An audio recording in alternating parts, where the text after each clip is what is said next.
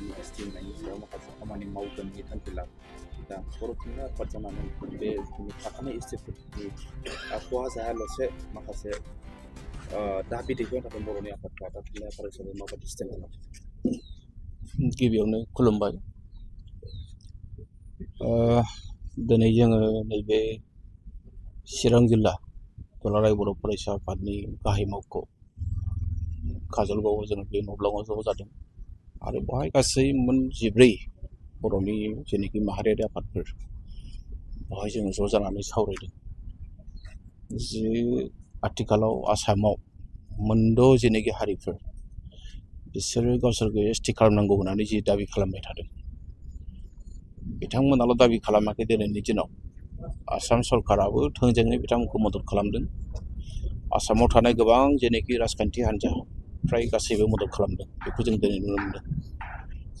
आरो बिनि सायावनो जों दिनै गोथौ आरो गुवारै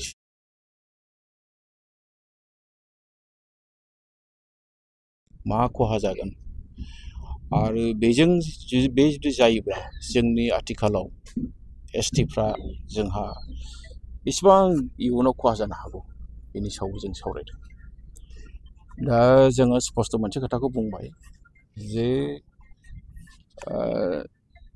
जिनेखि मोनद' हारिफोरनो एसटि होनांगौ होननानै जिनेखि दाबि खालामबाय थादों, बेखौ दिनैनि मेला स्पष्टभाबै जों नुदों जे जोंहा बेवहाय आपत्ति दङ।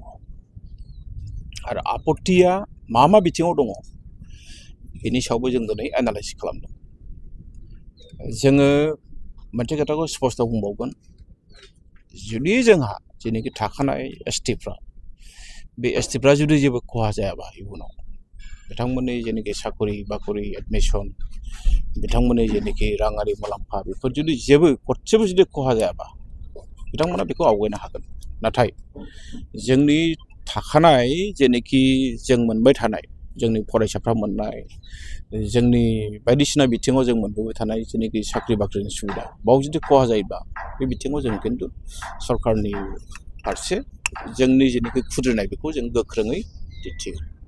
आरो बेनिखायनो जों दिनै बेवहाय बर' थुनलाइ आफाद हिसाबै जों बेवहाय बाहागो लानानै दुलाराय बर' फरायसा आफाद आरो लोगोसे CC2 आरो लोगोसे आसाम जेनेखि जोंहा ट्राइबेल संघ दङ, बिथांमोननि हाबाफारियाव बोरै हायो जोङो मदद खालामनो थाखाय जोङो थि खालामदों। जिहेतु जोंहा मिरु बर' थुनलाइ आफादनि थांनाय 26 अक्ट'बराव मोनसे मेल जादोंमोन आरो बेयावनो जोङो थि खालामखादों जे जोंनि जेनेखि आसामनि थानाय जेनेखि एसटिफोरनि खाबु खालाफोर बे जेबो हेम्पार गोलैनाङा। आरो जेनेखि मोनद' हारिनि खोथाखौ बुंबाय थादों, बे मोनद' हारिया जुदि एसटि जानांगौबा बेसेबां खौथि मानसि बेवहाय फैगोन, जों बेखौबो दिनै साननानै गिखांनाय मोनदों। बेखायनो दिनै स्पष्ट खोथा जे मोनद' हारिनो एसटि होनो मोना आरो होयोब्लाबो मा रोखोम पलिसि खालामनानै होयो बे बिथांमोननि खोथा, खिन्थु एक्जिस्टिं जेनेखि एसटिफोरनि जेनेखि खाबु खाला बे जेबो खहा जानो मोननाय नङा।